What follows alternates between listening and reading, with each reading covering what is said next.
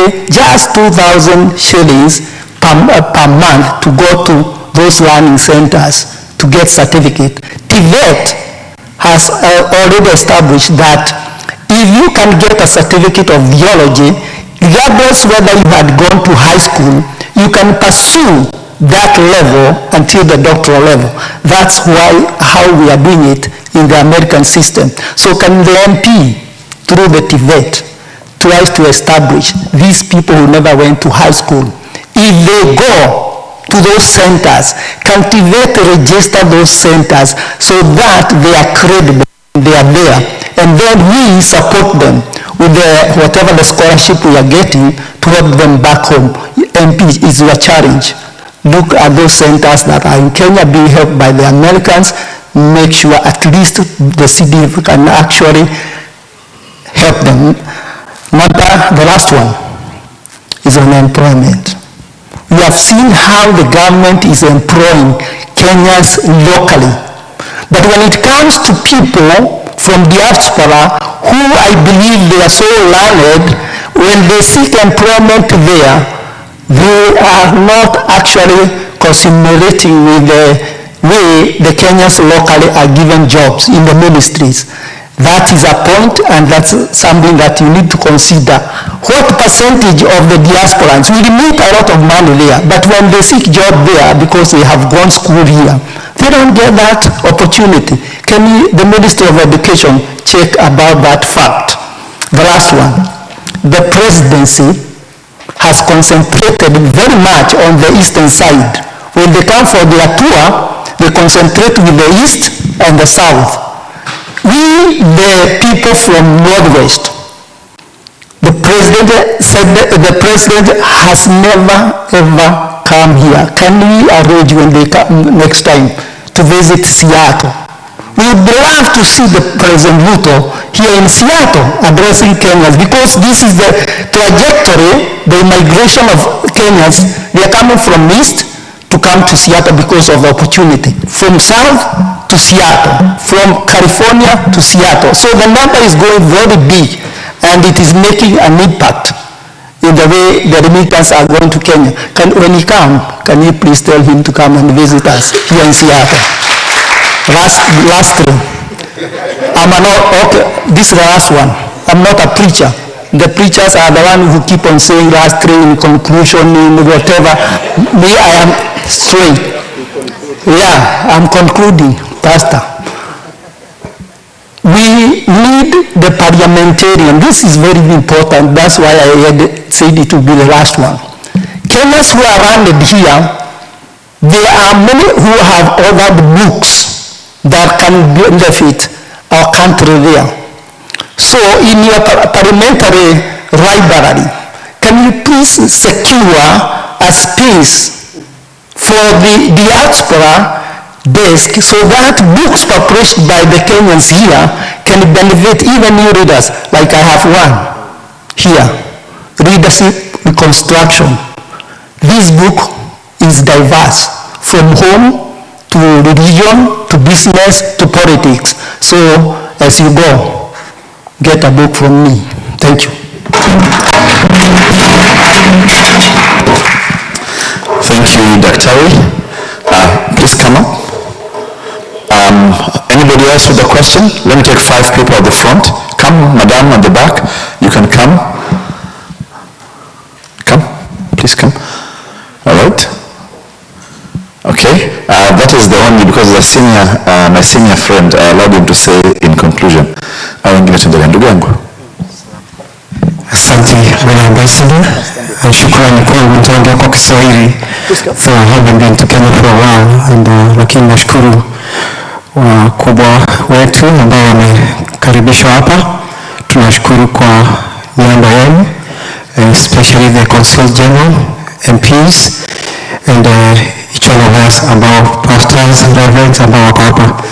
So tunashukuru. Mine is to ask about the Consul General ambao tumekuwa na ile occasion tumekuwa ya ku-apply for passport. Naitwa David Mbulu kutoka Kenya, Kikuyu. Otherwise, my question was, because me, I was one of the people that really needed a renewal of the passport, only to know ile ya zamani kidogo siwezi nikasafiri nayo Kenya, and I booked twice. So the disappointment was, the services were good, they were there, they were effective, but me, I had booked even the time on the app itself. Only to come here, one was at 10, I couldn't even manage, and I was going to work, it was 3 p.m., so I didn't manage the first day. The second day I tried, I couldn't even to avail. So right now in the morning I had to call the early conceal. I talked to Rotich, who walked me through, and now I have to book an appointment to LA to fly there, which will be easier than even here. So my question was, hatuwezi tumekuwa watu wengi hapa in Seattle, na Kimani anaweza sema hivyo kwa sababu I came here like, I was here in 2002 in Washington, na ile watu wamekuja hapa ni wengi zaidi, you're talking about 5 times, na hatujakuwa na hiyo shida. Otherwise I've applied like 4 times the passport through the DC office. Lakini sasa Seattle imekuwa na watu wengi sana, ambapo kwa nini tu mkienda nyumbani, najua hawa watu wanatufanyia kazi, lakini they need a big number of the workforce. The problem they had was equipment kama cameras na workforce. They needed a big workforce because he was here and they worked tirelessly. Na si ati lazima wangefanya mpaka usiku in the morning, but they saw the people that were here, wakajitolea. So for you guys, it's for you to muwapatie pesa na workforce, watuletea hapa, especially in Seattle, tutakuwa na sub office, ama multiple times, because moja mbili tatu haziwezi. Even right now, they did only probably half or a quarter of what we have, the population we have here. And everybody tunataka ID, tunataka passport. Na hatuwezi kila mtu kushika ndege, tunaenda DC, tunaenda LA. So those services that are bringing here, the Consul General, zinasaidia hata ofisi yake i-deal with other parts. So mkumbuke kama ni Seattle imekuwa na watu wengi, tukumbukeni at least mtuleteze hizi huduma multiple times. Watu hapa sababu wengi we can arrange here, tunafanyia zetu hapa. Kuliko all of us are going to DC or LA. So tunataka pesa na workforce muongeze sababu ya LA na DC, tupatiwe multiple times ya advantages hapa. Asanteni. My name is from Makueni. My MP is not in this committee, but I won't complain about that. In Makueni, by experience, last over a decade, we have had food insecurity issues, which is not something very unique to just Makueni alone, but looking at our natural resources that we have 2 rivers like Atu Ukambani, Atu River and Tana River, and yet we have a serious food insecurity in that area. I have been brainstorming for years and even having conversations with people that is something we can really have changed, like really change. In Makueni, I believe farming by relying on rainfall alone is not going to cut it. Like many people have said it before, and probably it's not a new thing. I'm just saying because I have the opportunity to just say it in this forum, and I appreciate for you guys coming around and giving attention so you can listen to us. So really, if there is a way we can address this at national level, build into policy or finances some way or another, or have experts even have input in it and do something about it, I think it's going to help generations to come. And then the other thing, by experience which I saw before, is some of the natural resources which give excuse to cartels, for example, like stuff to do with resources like, say, timber, for example. By experience, I've done construction industry in Kenya. Timber, we had to one time import timber from Uganda because we could not get enough supplies for a construction project we're doing in Kisumu. And I know we don't have a lot of timber in Kenya, but just the way things were done, it looked like we, and something not unique to just timber alone. We've seen this in sugar, we've seen this in some of the limited things that we have to, like, for example, have to import.